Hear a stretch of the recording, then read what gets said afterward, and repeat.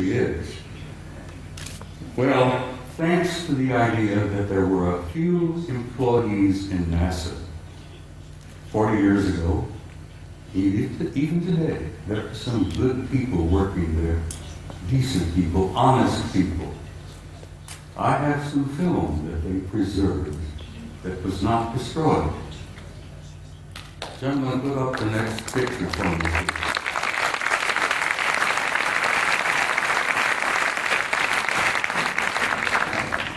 This is a NASA photo. This is Apollo 12. Apollo Systems 12, roll number 50, negative number 7348. They were flying over the moon before they landed. They went into orbit around the moon. As many of you, I'm sure, you know the system, you know the procedure. They went into orbit around the moon, and while they were there in orbit around the moon, a number of anomalous artifacts began showing up, showing interest in them. Next picture, please. This picture was taken by Neil Armstrong. While they're looking out of the window of their little craft, this object flew by. There's the moon in the background, of course. There's this object that flew by the window of that little craft that they were riding in. Neil took the Hasselblad camera that he had, put it up to the window, and snapped this picture. Next picture, please. NASA Apollo 12.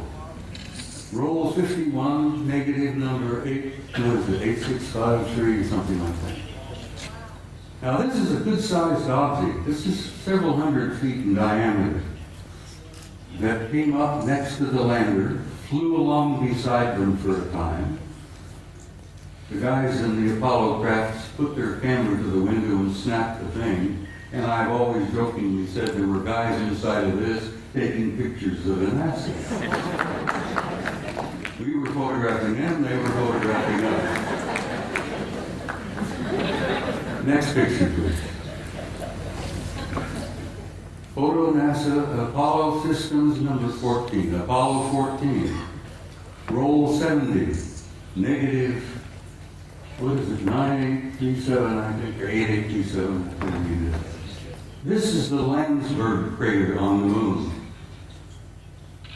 The guys in orbit above the moon were particularly fascinated by Landsberg. They had been given a special assignment to take pictures of Landsberg because the crater, which they designated as Landsberg, had things going on in the crater that were very anomalous. There was construction going on. There were enormous facilities in the middle of the crater up there. So they were specifically designated and assigned to photograph Landsberg to see if they could figure out what the hell's going on down there in the crater on Landsberg. While they were looking at Landsberg, this object happened to express interest in them and flew by. Now this line is an artificial line that was drawn to show you the direction that this object was going. This is a good-sized object flying past the Apollo lander. God, I'm so glad that some of these were saved. I still get angry. 40 rolls of film for Christ's sake, and they erased them. Anyhow, next picture, please. It's the same photo of Landsberg, but with the next negative, 9838, of this object here, flying by. Next picture. Now we're getting into some nitty-gritty. I'm going to give you just a brief little bit of history here. Back in the early days of NASA and the Apollo program, I got this picture from the Japanese Space Agency, the Japanese NASA. They have a tremendous program going over there in Japan. You know, the Japanese are bright people. So the Japanese Space Agency had signed a contract with NASA years and years ago to buy copies of every picture NASA took during the Apollo program. And I'm sure the Japanese paid a sizable amount of money for for this contract. And as the films was developed and the photos were made, and they shipped them off to Japan, and the Japanese have a tremendous reservoir of good, original NASA pictures. They bought them, they paid for them. Now, this photograph was released by the Japanese Space Agency, and you can see the Japanese writing here. This was taken by Apollo 13. Now, you're all familiar, I'm sure, with Apollo 13. That was the aborted mission that was going to the moon to land, and they had an accident on the way. They couldn't land. They damn well barely got back.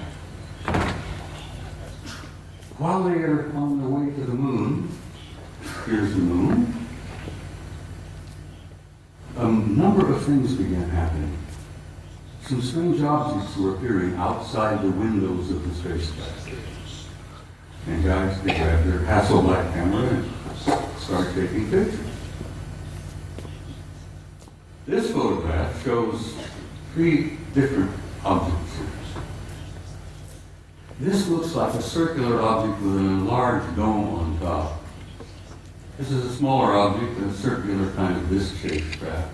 But coming in from the right margin of this particular picture is this. Next picture, please. Here we are. This is a blow-up of the positive in the photograph. And here is a blow-up of the negative of this object here. Ladies and gentlemen, this particular object is 5 miles long.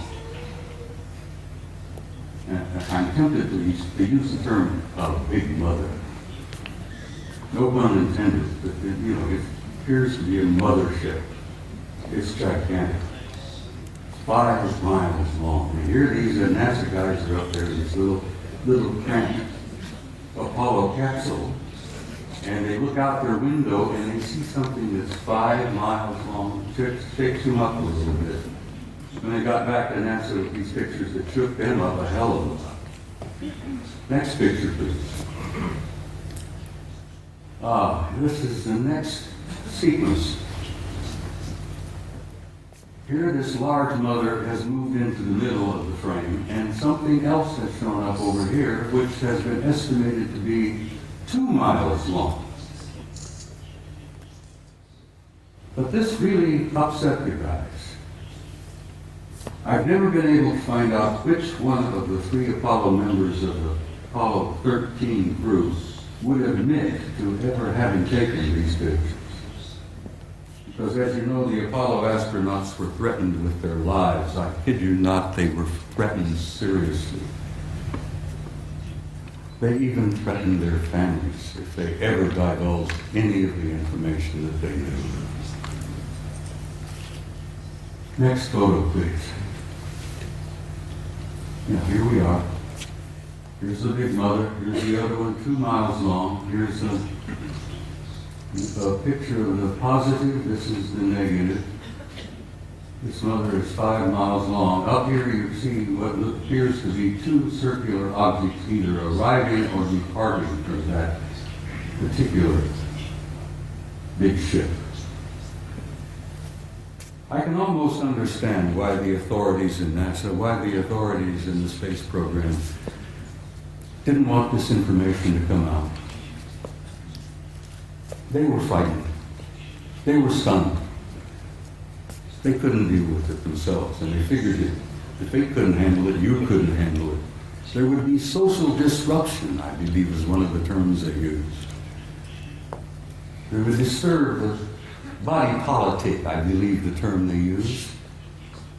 So they clamped the lid down on this, and it's still down. And it's going to stay down, I'm afraid, for some time yet. Until people like yourselves and people like me and the rest of them here on the stage, by pushing and prodding and chipping away at this lie and this secrecy, we will succeed. And don't you doubt that for a minute.